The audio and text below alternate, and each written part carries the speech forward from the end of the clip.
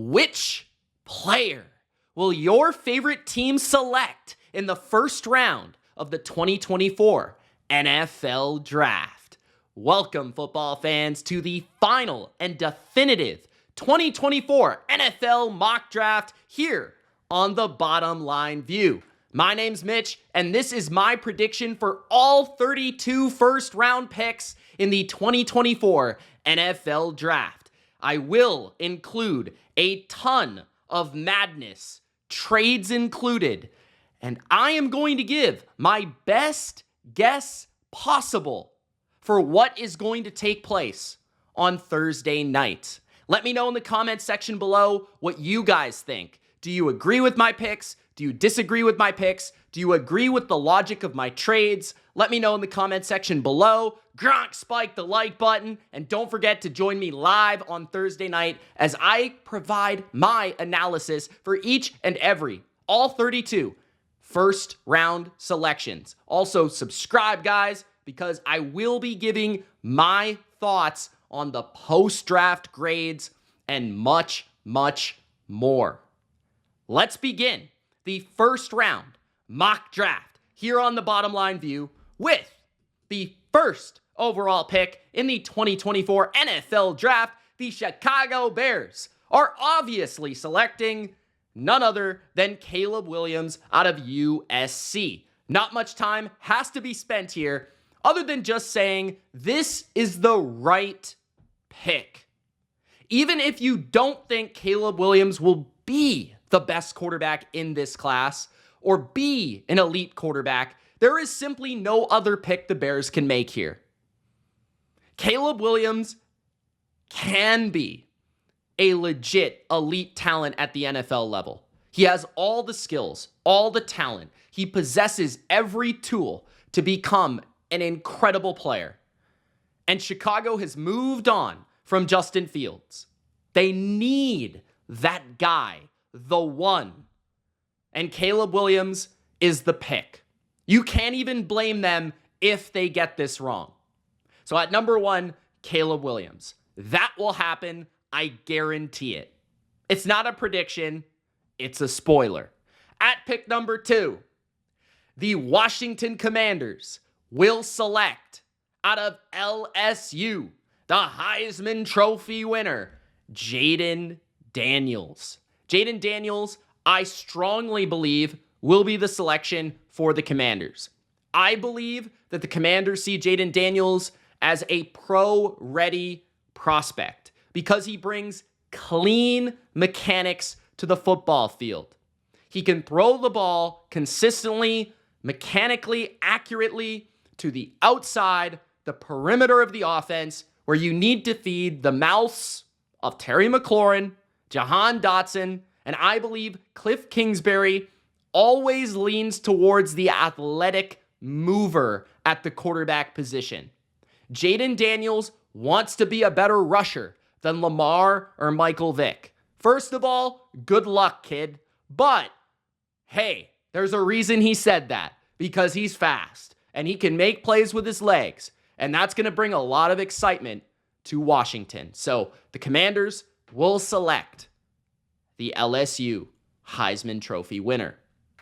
With the third overall pick in the 2024 NFL Draft, the New England Patriots. And I will gladly be probably throwing a party in my house. I might even take my shirt off. I don't know. Run around. Celebrate. We might be having a few brewskis when this happens. The Patriots will select out of UNC quarterback Drake May. I think that Drake May is going to be a phenomenal player. I have all the belief that he has all the tools to be great. And I believe he will be great for the Patriots. He has great arm strength. I love the size. I love just the look. Drake May looks like a great quarterback. I just don't know how to explain it or what to say about it. But there is just something about Drake May. He looks the part. I can see him becoming the next Justin Herbert, the next Josh Allen with his traits. His ability to throw inside or outside the pocket, his ability, unlike any quarterback in this class, to stand in the pocket and deliver a dart down the field. He has awesome deep throwing accuracy. He has the ability to change a game with a single play, with his out of structure play, with his scramble ability to buy first downs. He is a leader on and off the field. He is a dog. Drake May will be a Patriot, and I can't wait. With the 4th pick in the 2024 NFL Draft, the Cardinals will stay in pick because I know that people think they're going to get that call from maybe the Vikings and trade out. But no, there is a potential generational prospect on the board here, Marvin Harrison Jr. They will make that pick. They are not going to mess around this year. They have enough picks. And eventually, you want to use these picks to make this pick, which is for a really awesome player. Marvin Harrison Jr. has shades of Devontae Adams. He has shades of DeAndre Hopkins, of course. He has shades of Marvin Harrison, his father. He is a great prospect. He dominated multiple years of his college career. He dominated with a great quarterback and a not so great quarterback. He dominated the best competition. And pretty much he dominated most impressively by just standing on the outside of a formation and running routes. He wasn't getting any fancy targets or motion or movement. It's just like beat your guy off the line or beat your guy down the field and make a great catch. And that's what he's going to do for Kyler Murray. Very much like DeAndre Hopkins did. Play on the perimeter, win your route, make the catch, and he's going to make a lot of them for the Cardinals. At pick number 5, this is where things get interesting. I actually don't have the Chargers trading this pick in my final mock draft. There's too much smoke around who they're going to select with this pick. I believe that they could trade out here and pick this same player potentially at, let's say, number 11, where the Vikings do trade up. But I want to be a little bit different and say that they stay at number 5 and the Chargers pick J.C. Latham out of Alabama. Now, the connection here, I believe, stems from high school, where Latham and Harbaugh had some sort of connection. On top of that, Harbaugh, of course, saw him up close and personal, even in the college football playoff. So that is also a combination there. But I just believe that he might be looked at as the most powerful tackle in this class. I think there's an argument for that in NFL circles that he might be the best in this class. I know a lot of people have been saying Joe Alt, and I also lean that way as well.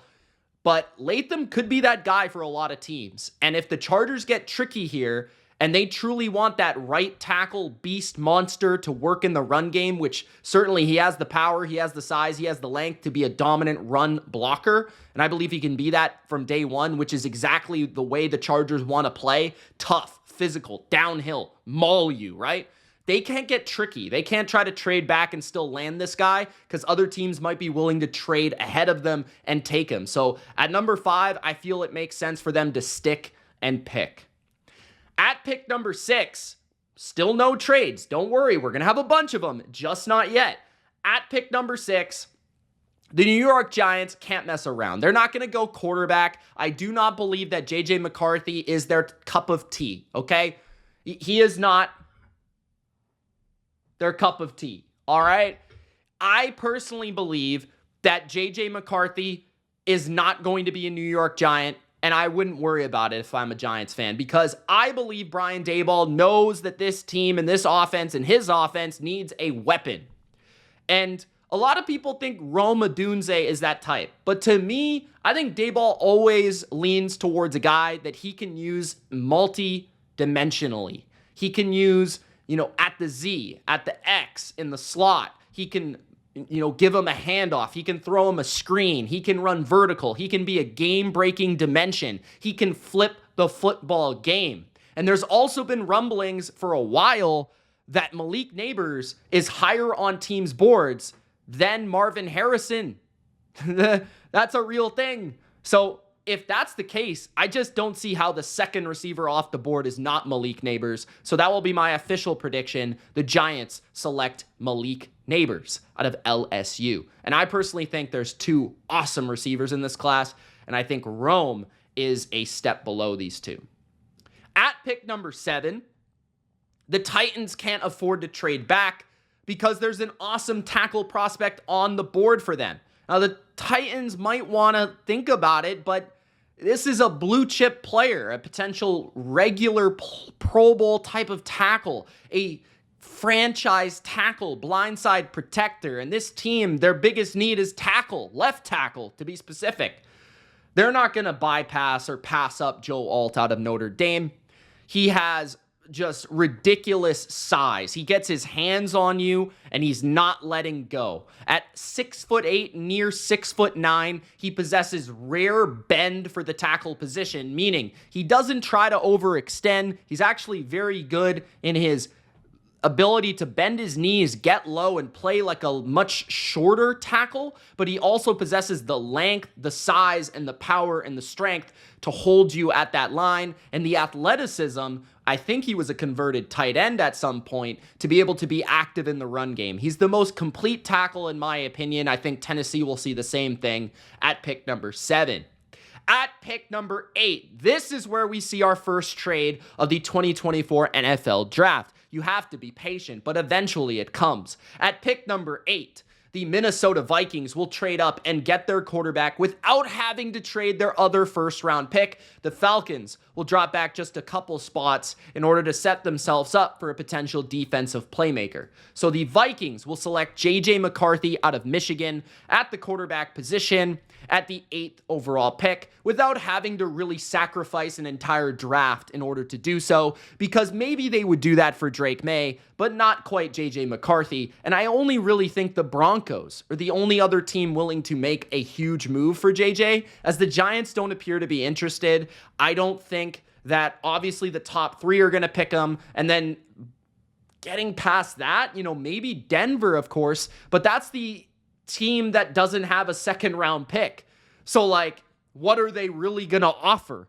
So the Broncos are in a tough spot because can they really go all in for a quarterback right now when they don't have a good team? They don't have a lot of picks. So I think this really works to the advantage of the Vikings and allows them to move up just subtly, just in case another team like the Raiders or the Broncos makes a small offer in order to jump the Vikings at 11. So they get their guy. I think JJ will be productive in Minnesota. I like him in Minnesota in general. I like the vibe of JJ McCarthy playing for the Vikings. I think that he's accurate. I think that he can operate an NFL offense to a high level. I think that he might not be a special player, a special playmaker, or an elite quarterback, but I could certainly see him flirting with the top 15, top 10 quarterbacks in the league, and he will be on a very cheap contract to start off. I do think he has enough, foot quickness, enough mobility in that lower end. I think he has enough in terms of the mechanics are very strong and flawless in my opinion, and he throws a really nice ball with power and accuracy.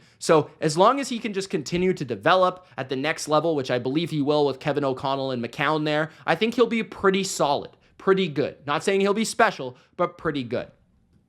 At pick number 9, we are going to see another trade, because from what I'm hearing and what I've read and what I've done my research, baby, I have heard that tackle is the position everyone's trying to trade up for. So with that being said, I think the team most desperate to land a tackle is the New Orleans Saints. They will, without a doubt, move up and get a tackle, and I believe it will be the guy that I've been mocking to them in all of my mock drafts. I apologize to Saints fans for being completely boring, but Olu is the guy out of Penn State that belongs to the Saints. He is a pure blindside left tackle. They need that to protect Derek Carr. This is a team that's still going all in to win and trying to do this right now, and he gives them a chance from day one in terms of his pass sets. His pass blocking is phenomenal. I think that he has upside in his run blocking as well, and he has started a lot of games at Penn State. He stayed another year when he really didn't have to at Penn State just to kind of work on his mechanics, in terms of pass blocking, work on his technique, work on his hand placement. I think there's still small things that he could work on, but this guy is going to be good right away, in my opinion, and he's a plug and play, very good to great pass blocker that can be a franchise guy for years to come. So with Ryan Ramczyk, uncertainty on the right side, but if he does play at a high level, then you've got two really good tackles to protect Derek Carr. You've already got receivers. You've got Kamara in the backfield. You've got enough to work with, along with a pretty solid defense, to make it a really solid Saints team in 2024. This is the move they must make, and they must secure their guy moving up to number 9. At pick number 10, the New York Jets are absolutely elated to finally, and I mean finally, get Aaron Rodgers a first-round wide receiver. His name is not J.J. McCarthy. His name is Rome Odunze. I almost got you there. Rome Odunze out of Washington is the pick for the New York Jets. Odunze is, in my opinion, a step below Neighbors and Harrison. And I think the NFL will see it largely the same way. There might be some teams that are in love with him to the point where he's their number 2. I can't imagine a team thinking he's better than Marvin Harrison. That's just my opinion, because they're too similar, but yet Harrison's just better, I think, more athletic, more explosive. But I could see maybe one team or two teams preferring him over Neighbors in terms of stylistic, wide receiver. That being said, Odunze, I think, could play X outside receiver. I think he could play in the slot. I think he can do basically anything in any offense. And I think that is definitely a day one. Just throw him out there for the Jets. Have him in 3 receiver sets, which will probably be the core offense, the base offense, so to speak, of the New York Jets. Having him, Mike Williams, as the eventual X receiver, and then Garrett Wilson as potentially the Z or the slot, and probably, working around that. And then I don't really think Aaron Rodgers needs the Brock Bowers, the tight end. I think Tyler Conklin will do just fine. I think that he would prefer another dynamic receiver that could align all over the formation, a guy that runs good routes, but more importantly is a great contested catcher, adjusts to the ball extremely well. And just imagine Aaron Rodgers throwing this guy a back shoulder. Like, this is what this guy does at a very, very high level. He's a 75% 50-50 guy, right? He's a 75-25 in those situations.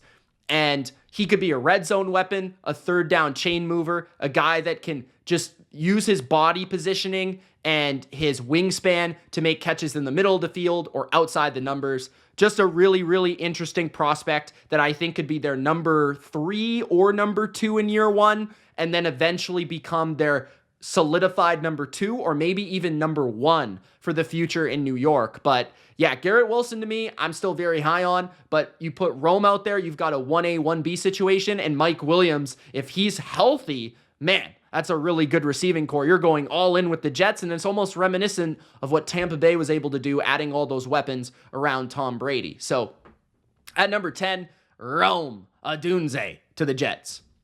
At number 11, we've got, of course, that trade, the Falcons moving back from number 8 to number 11. So Atlanta has to determine who they want. And I definitely think it's going to be defense. I'm not buying the smoke about Malik Neighbors, okay? And I don't see Malik Neighbors falling enough for Atlanta to have that choice anyways. But anyways, I do believe that Atlanta will pick an edge rusher.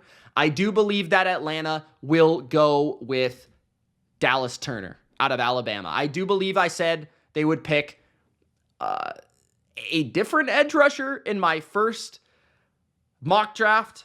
I think I went with Latu. I couldn't remember his name for some reason. Anyways, I went with Latu, okay, out of UCLA, who is my personal favorite edge rusher. But Dallas Turner, I think, is a safer pick in terms of the medicals. We've heard some interesting things about Latu's medicals, which are scaring me for mocking him this high. So I'm going to wait a little bit and find a different spot for Latu, and we'll get to that eventually in this video. But I think Dallas Turner, you can talk yourself into him. Even if he's not as fundamentally, technically sound. I believe that Turner is potentially faster, more gifted, has really long arms, has the bendability, has all the tools to Raheem Morris to really sculpture him up and make him a great edge rusher. So I could see all the tools being there and somebody like Raheem really being enamored with that type of athlete and saying, give me this guy, I can make him elite. So Dallas Turner is the pick at number 11. At pick number 12, the Philadelphia Eagles. Yes, I said it. The Philadelphia Eagles are going to trade up from their position in the 20s, I believe 22, to number 12 to get a corner, because this is what they need. A fast corner who can cover, because they could not cover a soul. Me, you, your dog, they couldn't cover anyone last year.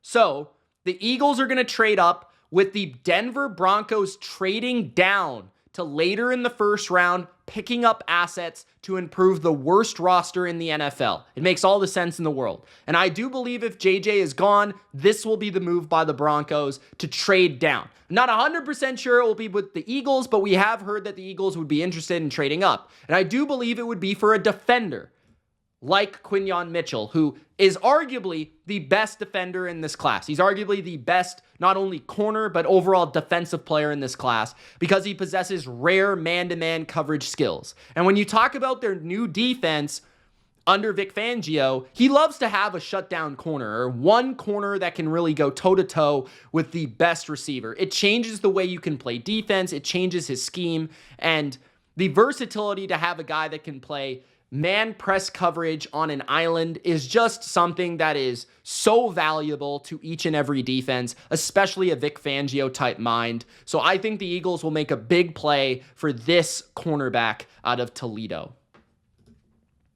The next selection at number 13, the Las Vegas Raiders will consider a trade back here to maybe think about selecting Michael Penix.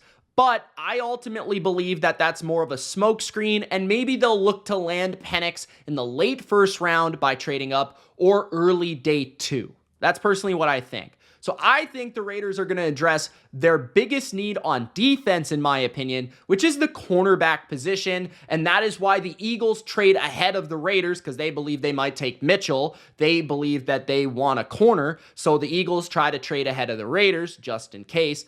And the Raiders select Terrion Arnold out of Alabama. Terrion Arnold is probably my third favorite corner in this class. I think long-term he projects more of a slot corner type, but I do believe that his savviness, his overall play IQ on the field, his ability to play man, zone, press, all the different coverages at a high level with high IQ, ball skills, I think that he has enough in his bag to really be a multi-dimensional coverage player at the NFL level. So whether it's at the nickel position or the outside, I feel like his floor is relatively high, and I think that Antonio Pierce will feel good about getting himself an Alabama corner for his defense. So at number 13, Terrion Arnold to the Raiders. At pick number 14, the Chicago Bears are now in position to pick the guy that they would have picked at number 9, but they decided to get that extra draft capital that they desperately needed because they don't have it. So at pick number 14, they select the best defensive tackle in the class, Byron Murphy out of Texas. I love Murphy personally, and I think there's also a debate for him being the best defender in this class. I think he possesses rare pop, explosion, lower half power, and bendability. I think it's rare that you see a defensive tackle that's able to hold against double teams and have the flexibility to be great as a pass rusher and a run defender. I think he affects both the run game, the pass game at a high level, and he can give them that much needed pop to Matt Eberflus's interior defensive line. That is a guy and a scheme that loves to have those big-time defensive tackles, just as he had DeForest Buckner in Indianapolis. So Byron Murphy will be the selection for the Bears.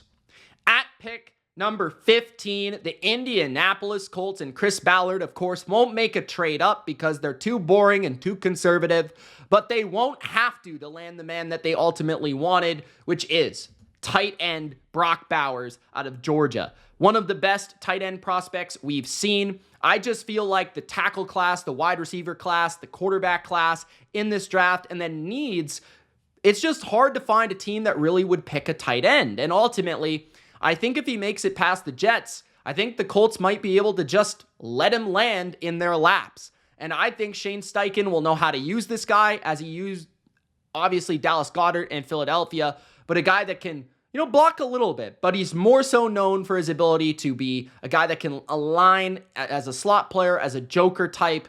He could do a lot of different things, run really great routes, separate at the tight end position in a rare way in terms of his route running, quickness, and speed. And then the acceleration after the catch, the just ability to take contact, the contact balance is impressive. He does so many things at a very, very high level for a tight end. Super productive in college, very young. Brock Bowers is going to be a stud. And the Colts got Anthony Richardson, just an easy first down in the middle of the field. At pick number 16, the Seattle Seahawks, I considered trading back here, but ultimately I feel like they're going to have to stick and pick if they're going to pick this next guy, because I think I'm actually deviating from the last couple of mock drafts with this selection here. I think that they're ultimately going to look at their offensive line and say, yes, we need a lot of players, but maybe we can get those on day 2 and day 3, and we can try to fill our offensive line with a multitude of picks, right? Volume. But we cannot find this caliber of stud in that star hybrid position that Kyle Hamilton roamed in Baltimore. And Seattle might be extremely interested and not able to pass up the talent of Cooper DeJean as a defensive back to help this defense. You think about adding Devin Witherspoon last year, who can be a number 1 corner on the perimeter or the nickel position. Either way, he's great in both spots. I think he can really be a number 1 that shuts people down. Tariq Woolen's on the other side to match up with some size guys. And then, of course, you have Cooper DeJean, who can be free safety, strong safety, nickel defender, all that for this defense. And I think Mike McDonald will just be enamored with this talent. So I don't think they're going to pass him up at number 16. At pick number 17, we're going to have a massive trade take place in this mock draft. We are going to have the Buffalo Bills trade up from their pick late in the first round all the way to pick 17, meaning Jacksonville will move back to pick number 28 in order for the Buffalo Bills to take their wide receiver of choice, Brian Thomas Jr. out of LSU. I've mentioned this fit before. He is big, explosive, fast, and the skill that stands out to me more than anything is the stop-start. This guy runs a double move, and no one's keeping up because you do not expect a talent this big to be able to stop and accelerate the way he does. His speed, his acceleration, his next level second gear is out of this world fast. He can take the top off a defense, he can explode down the field, and he is going to create 40-yard touchdown after 40-yard touchdown with 17 throwing him the ball in Buffalo. This is a move that is worth making if you're the Bills. At pick number 18, the Cincinnati Bengals have a choice to make. Do they fulfill their prophecy and protect Joe Burrow? Do they pick a receiver and protect themselves from trading T. Higgins? Or do they pick a pass rusher with Trey Hendrickson also asking to get traded? So they're in a pickle.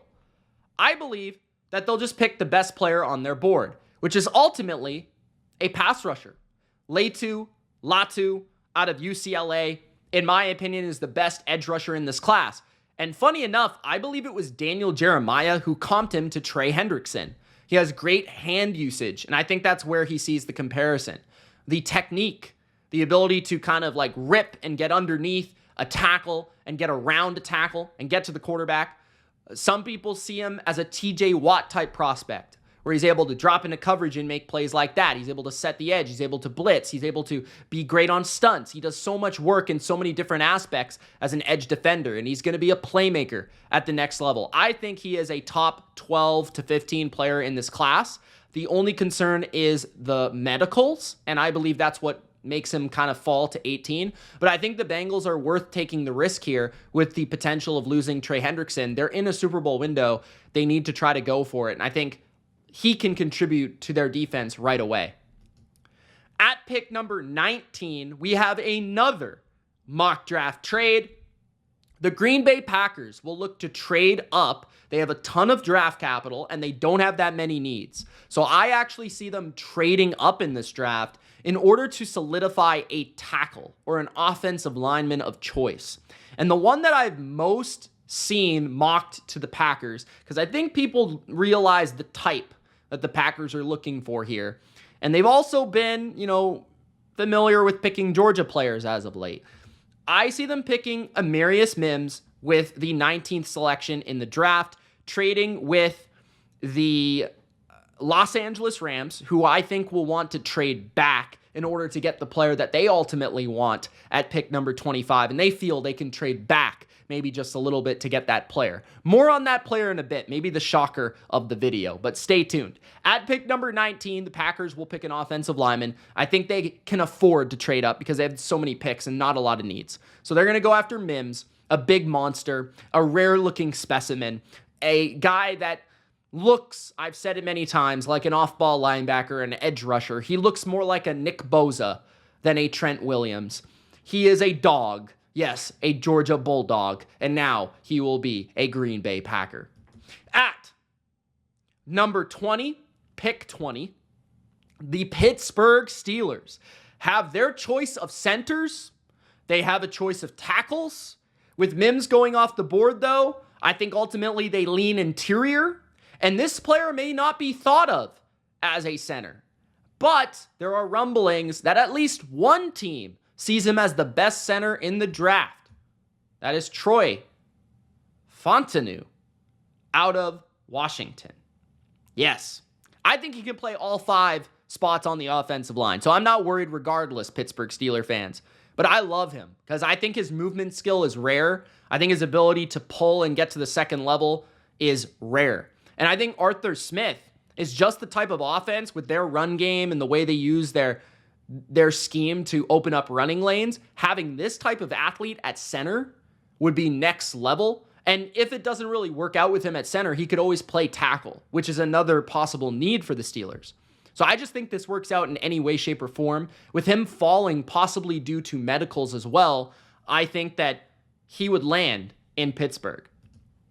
At pick number 21, the Miami Dolphins are absolutely blessed to get arguably the most technically sound tackle or offensive lineman in this entire class. Now, a lot of people are mocking them a defender. I simply don't see how they can bypass offensive line with this pick. So I have them picking Talise Fuaga out of Oregon State.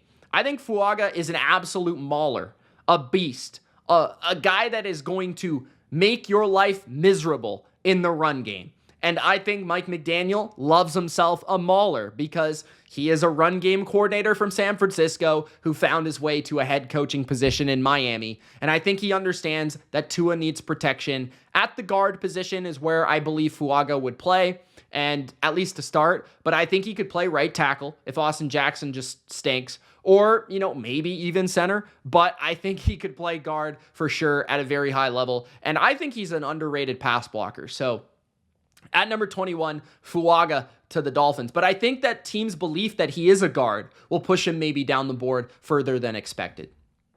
At pick number 22, the Denver Broncos now have this selection after trading their pick to the Philadelphia Eagles.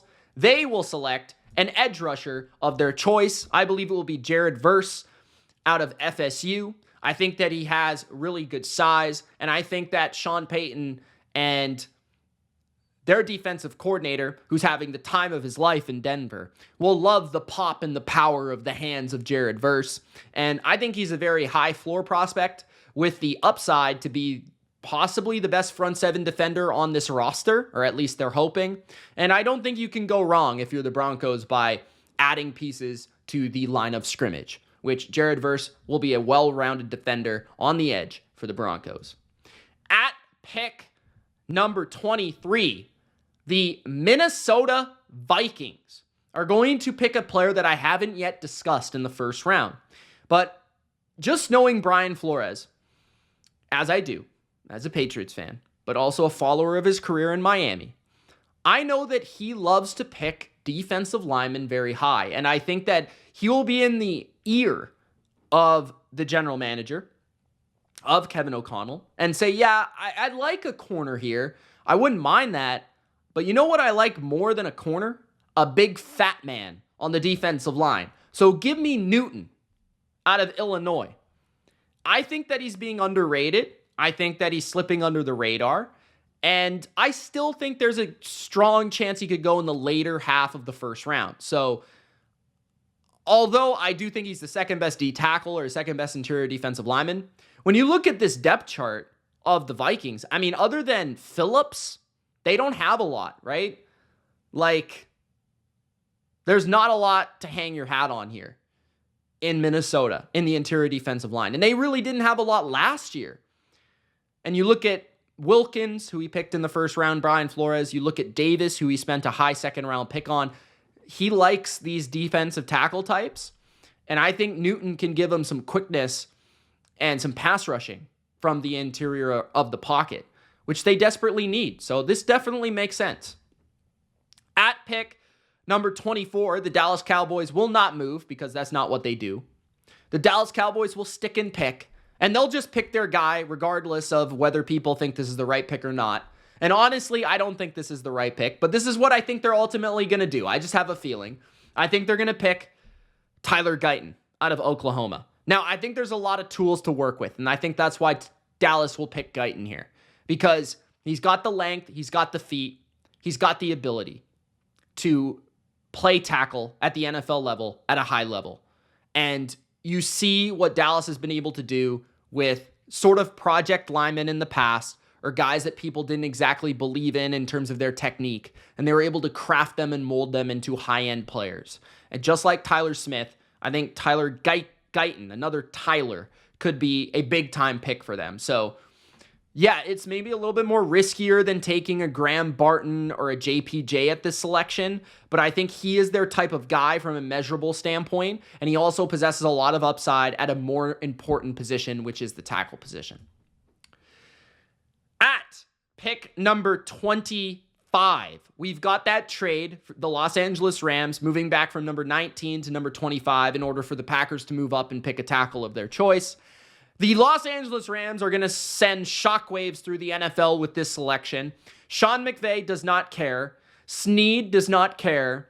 And I actually heard that Snead said that this was the fastest player that he ever evaluated before he even ran a 40-yard dash. So they are clearly enamored with Xavier Worthy. Xavier Worthy out of Texas will be a Los Angeles Ram. He will fulfill the Brandon Cooks field stretcher role in 3 receiver sets. He will fulfill what Tutu Atwell was supposed to be for the Los Angeles Rams. And he will be an absolute menace with Matthew Stafford throwing him the ball. Just imagine the explosiveness. Imagine the room that Worthy will provide Kupp and Nakua underneath. And you also have to think, Higbee's getting older. Kupp's getting older.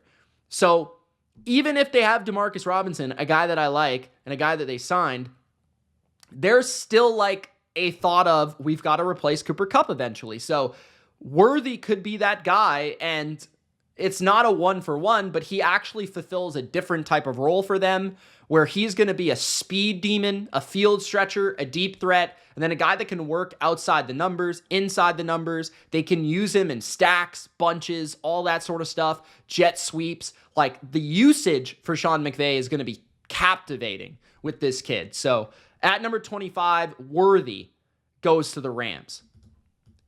At pick number 26, the Tampa Bay Buccaneers will stick and pick with their selection. And I haven't thought this one through in terms of in my previous mock drafts, I was overlooking this need for Tampa Bay.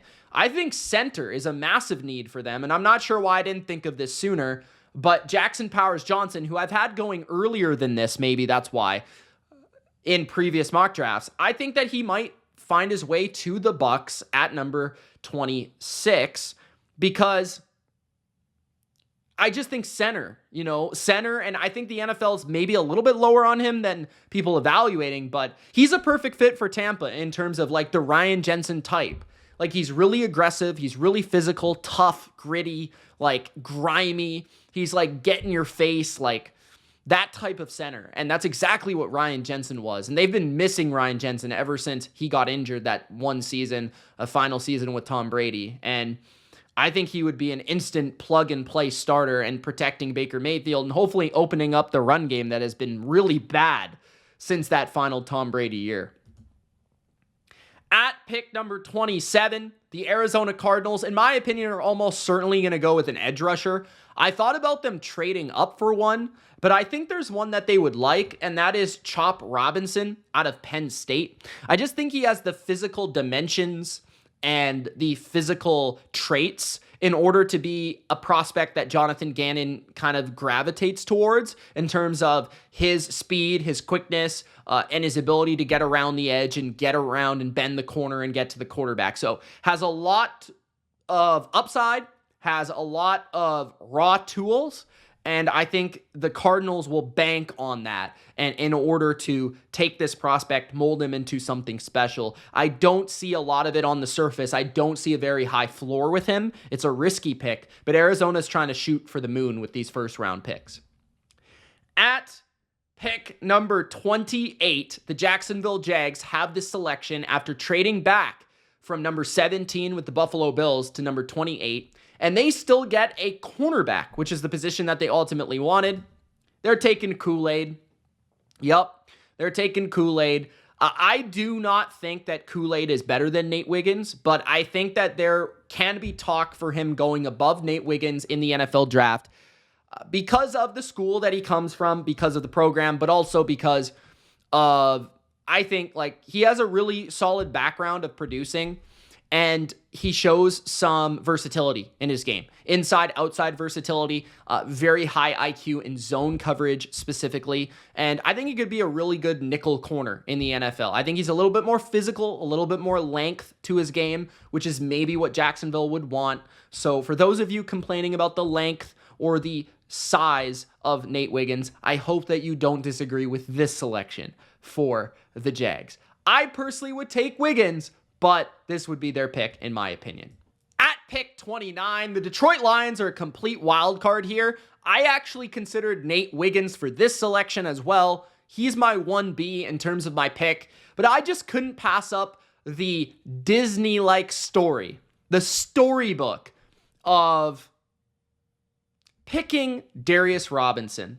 Because Darius Robinson was a Detroit kid. He grew up a Lions fan. His first jersey was Calvin Johnson.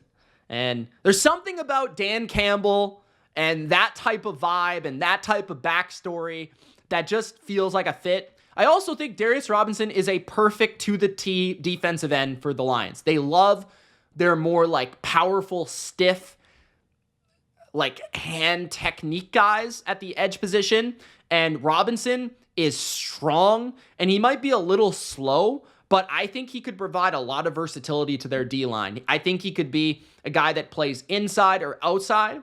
I think he could be a guy that rushes from the inside on third down that takes DJ Reader off the field. And I think on first and second down, he can set the edge with power. So I think he is a interesting prospect. You can never have enough defensive linemen here. I would probably go with the corner if it were me, but this is kind of where I feel like they might go. I think they just rather would pick a defensive end, but I might be wrong about this. At pick number 30, the Baltimore Ravens need linemen, offensive linemen. Now, edge rusher is a possibility, but I don't really see one on the board for them. So I think the O-linemen are the best guys on the board. I think Jordan Morgan is a great fit.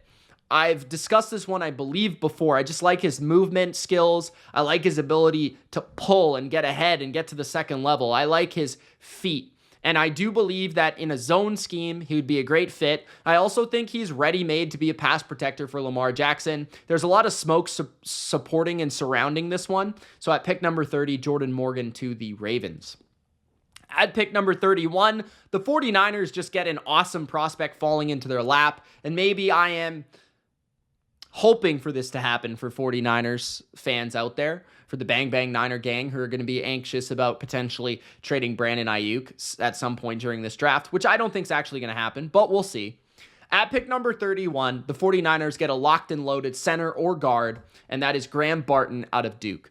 I just think this guy is incredibly athletic with great three-cone times, shuttle times, 40-yard dash times. He feels like a great zone blocker for Kyle Shanahan, and just a center or guard, he's going to be a great player. Like, I feel like the 49ers would instantly upgrade their offensive line and bring versatility to their offensive line from day one. This is what they need, I think, more importantly than anything else. People think they might pick defensive tackle or defensive lineman. People think they might pick secondary. I think they need to address the offensive line, and maybe they'll wait to do that in day two, but if Graham Barton is there, I just can't see them bypassing this type of prospect. He met with all 32 NFL teams during his pro day. That's crazy.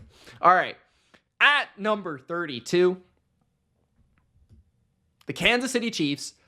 As much as I'd like to mock them, Ladd McConkey or Mitchell or any of the receivers, Leggett maybe, I think they're going to pick a tackle. Like, I really do. I just think that's Andy Reid's thing. That's their preference. That's the way they like to team build. And I think he's going to go with the BYU connection, and he's going to pick Kingsley Akuma Matata. Oh, sorry, that's not how you say his name. Asuma Matata? No, I'm just kidding. But Kingsley, all right? They're going to pick him. He's got high upside at the left tackle position, and this is the type of prospect that the Chiefs would go for.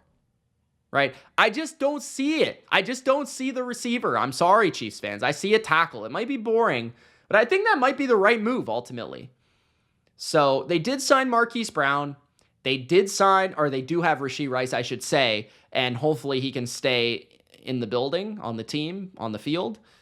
And ultimately, if that is the case and they have those two receivers, they still have Travis Kelce, maybe they can address receiver on day two for some kind of Rashee Rice support. Maybe even trade up for a Leggett or somebody like that.